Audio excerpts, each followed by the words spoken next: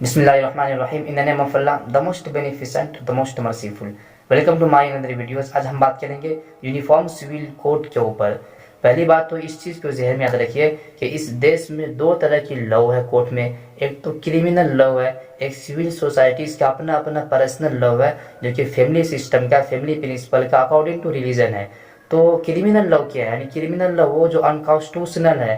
Criminal law क्या चीज़ है? According to criminal law तमाम ऑल इंडियन सिटीजन को एक ही एंगल से देखकर बिल्कुल इक्वली तरीके से उसके साथ पनिशमेंट दी जाती है, उसको जस्टिस मिलता है। अब क्रिमिनल लॉ क्या है? फॉर एग्जांपल कि किसी पर्सन ने किसी का रेप कर ली, किसी ने किसी का मर्डर कर दिया, किसी ने गवर्नमेंट की प्रॉपर्टीज को हड़प लिया या डैमेज किया, या किसी ने पुलिस को धमका दिया, ऐसे बहुत सारे क्राइम हैं जो क्रिमिनल लॉ के तहत आता है। तो ऐसे तमाम क्रिमिनल को अकॉर्डिंग टू क्रिमिनल लॉ के तहत उसको पनिशमेंट दी जाती है। अब आज ये सिविल सोसाइटीज का जो अपना अपना पर्सनल लॉ है कोर्ट में अकॉर्डिंग टू रिलीजन का। मान लो फैमिली मैटर में, फैमिली सिस्टम में, फैमिली प्रिंसिपल में ये काम कैसे करती है, अब यूनिफॉर्म सिविल कोड लागू होने के बाद ये कैसे लागू होगा, इसका फैमिली प्रिंसिपल का क्या होगा, और यूनिफॉर्म सिविल कोड लागू होने के बाद सिविल सोसाइटीज़ का जो अपना अपना पर्सनल लॉ है उनका क्या होगा। मान लो अब तक लागू होने से पहले अगर चाहे वो तलाक का मसला हो, चाहे डिवाइडेड प्रॉपर्टीज़ का मसला हो, चाहे कोई भी काम जो उससे फैमिली से रिलेटेड है, ऐसे तमाम छोटे छोटे क्राइम अगर कोई कंप्लेन करते थे कोर्ट में, तो कोर्ट ऐसे क्रिमिनल को according to Hindu act, according to शरीयत एप्लीकेशन एक्ट के थ्रू उसको पनिशमेंट दी जाती थी, उसको सज़ा मिल जाता, उसके साथ जस्टिस होता था। मगर अब क्या होगा, लागू होने के बाद ये तमाम हट जाएंगे ऑटोमेटिक, यानी जो यूनिफॉर्म सिविल कोड कहेगा वही होगा। अब किसी का पर्सनल लॉ इसमें एक्टिव नहीं होगा।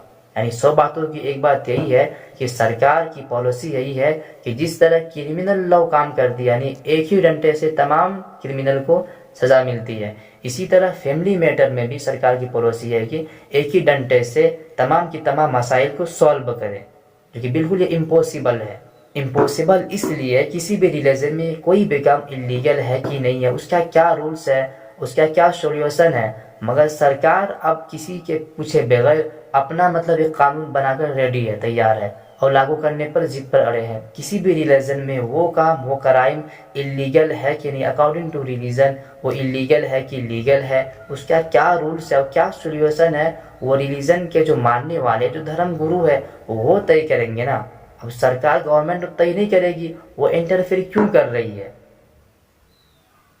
जब कॉन्स्टिट्यूशन में राइट टू चॉइस है, फ्रीडम ऑफ एक्सप्रेशन है, फ्रीडम ऑफ रिलीजन है, तो ये तमाम के तमाम कहाँ चले जाएंगे? अब उसकी आज़ादी है, राइट टू चॉइस, वो क्या पहनेगा, क्या खाएगा, नहीं खाएगा, उसकी मर्जी है। आप क्यों ताक झाक कर रहे हो उसमें कि कौन क्या खा रहा है, कौन क्या पहन रहा है? आपको बड़ा शौक है, बहुत दिलचस्पी ले रहे हैं इंटरफेयर करने में। यूनिफॉर्म सिविल कोड लागू होने के बाद ये क्लियर हो जा रहा है, सरकार बताए या ना बताए अपने पॉलिसीज को, मगर ये क्लियर तो हो रहा है कि जो मतलब धर्म की आज़ादी, जो मजहब की आज़ादी थी, फ्रीडम ऑफ रिलीजन, वो ख़त्म हो रहा है। यूनिफॉर्म सिविल कोड लागू होने के बाद ये क्लियर हो जा रहा है कि सरकार इसमें इंटरफेयर कर रही है।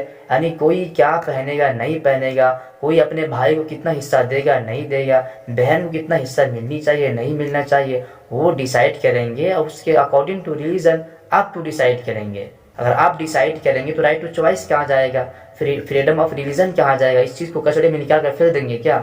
और अहम बात यह है कि यूनिफॉर्म सिविल कोड का लेवल लगा के उसके नाम पर ये लोग दूसरे रिलीजन के मानने वाले पर ये एक वहम फैला रहे हैं, नेगेटिव फैला रहे हैं कि मुसलमान 2-3 शादी करते हैं, एक से ज़ायद शादी करते हैं, जो कि बिल्कुल गलत है। क्या सबूत है, कहाँ की रिपोर्ट है, रिपोर्ट दिखाए। मगर आज की इतनी महंगाई के दौर में एक ही शादी हो गई तो काफ़ी है। कौन करता है 2-3 शादी? उसके अंदर कैपेसिटी भी तो होनी चाहिए, फिजिकली फाइनेंशियली कैपेसिटी भी तो होनी चाहिए, कोई नहीं करता है। कहाँ की रिपोर्ट है?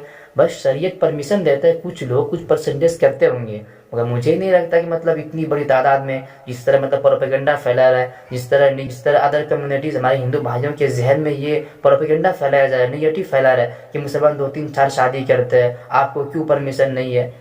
अब इस प्रोपेगेंडे में आकर हिंदू भाई ये सोचते हैं, अरे मुझे जब परमिशन नहीं है, पर्सनल लॉ मुझे परमिशन नहीं दे रहे, तो मुसलमान शरीयत एप्लीकेशन एक्ट क्यों परमिशन दे रहे हैं? यानी बिल्कुल ख़त्म हो जाए। आपके पर्सनल लॉ में वो परमिशन नहीं है, गोवा में है, गोवा के छोड़ो किसी भी स्टेट में आपके पर्सनल लॉ में परमिशन नहीं है, उसके बावजूद आप करते हैं, तो लीगल है कि इनलीगल आप डिसाइड करें, उसके बावजूद करते ही नहीं करते, उसको क्या सज़ा मिलती है।